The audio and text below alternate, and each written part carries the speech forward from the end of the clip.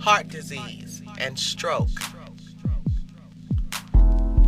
Heart disease and stroke are the number one and number two killers of African Americans. High blood pressure. High blood pressure has no symptoms. That is why it is called the silent killer. More than 42.6% of African American males and 46.6% of African American females have high blood pressure. For the African American female, you are 90% more likely to die than a white female from high blood pressure. Diabetes. 3.2 million, or 13.3% of all African Americans aged 20 years or older have diabetes. 1 in 4 African American women over 55 years of age has diabetes. And we are 55% more likely than whites to have diabetes. Obesity. Being overweight and obesity has become a healthcare epidemic for us. Among African Americans, 60.1% of African American men and 78% of African American women are overweight, with 28.8% of men and 50.8% of African American women considered obese. Infant mortality.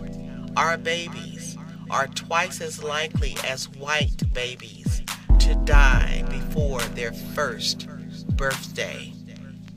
For each 1,000 black babies born in the United States, 19 babies will die by age 1. In comparison, for each 1,000 white babies born, 8 will die. This pattern has existed for over 50 years. AIDS. African American and Latinos together total 21% of the population, but account for 46% of the U.S. AIDS cases so far. Cancer. African Americans have the highest death rate and shortest survival of any racial and ethnic group in the U.S. for most all cancers. One of the key reasons for our poor mortality is that our cancer is often undetected until it reaches a more advanced and less curable stage. However, at each stage of discovery, African Americans don't do as well as our white counterparts. Our overall poor diet plays a major role in our high cancer rate. Alcoholism. There is substantial evidence that although African Americans may drink less than the general population, they suffer higher rates of alcohol-related problems.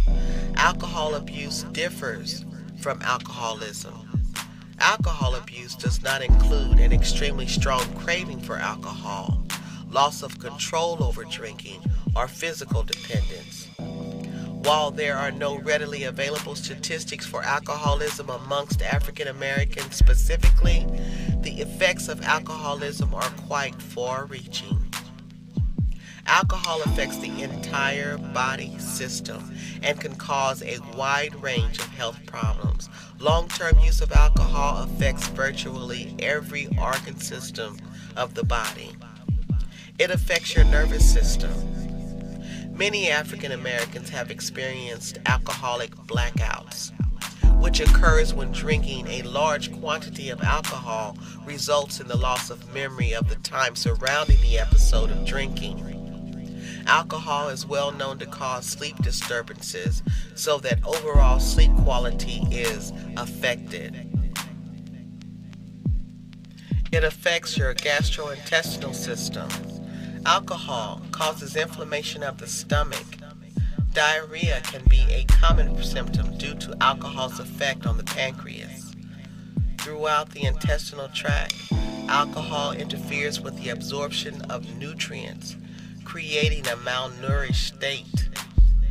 Because the liver metabolizes or breaks down the alcohol consumed, that organ is severely affected by constant levels of alcohol.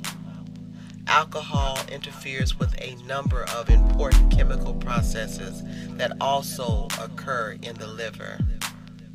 It affects your blood. Alcohol can cause changes to all the types of blood cells. Red blood cells become abnormally large. White blood cells, which are important for fighting infections, decrease in number, resulting in a weakened immune system. This places alcoholics at increased risk for infections and is thought to account in part for the increased risk of cancer faced by alcoholics, 10 times increased over normal. It affects your heart. Small amounts of alcohol can cause a drop in blood pressure, but with increased use, alcohol begins to increase blood pressure into a dangerous range. High levels of fat circulating in the bloodstream increase the risk of heart disease. Heavy drinking results in an increase in heart size, weakening of the heart muscle, and a greatly increased risk of stroke.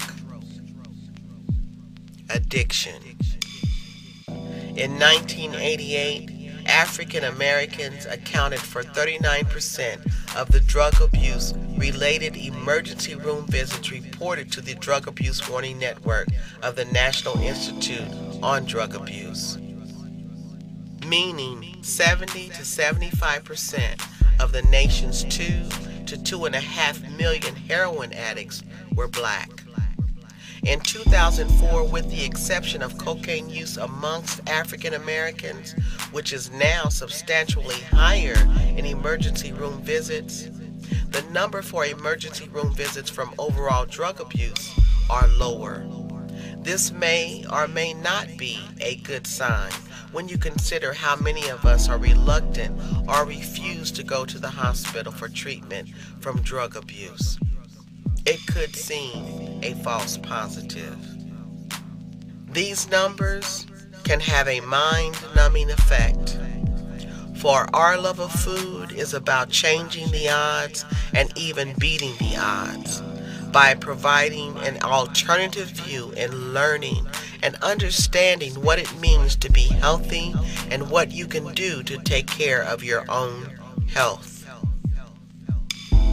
For our love of food represents a logical new paradigm shift in the health consciousness of African Americans.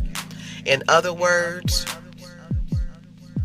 although we rely on the very same information that supports current mainstream belief systems in medicine and nutrition, we provide an entirely new way of interpreting that information and in turn applying it in a practical way to the everyday lives of African Americans.